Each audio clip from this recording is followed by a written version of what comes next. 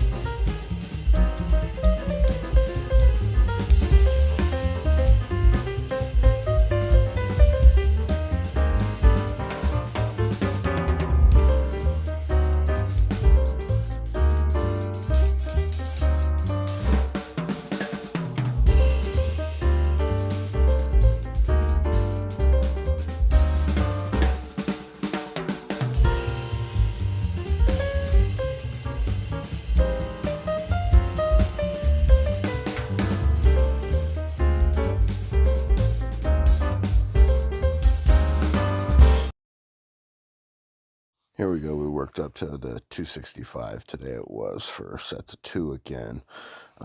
Just kind of closing in towards the end of the program. Like I said, I hit a PB on this last time around of 300, so I'd like to see 315 would be really cool this time.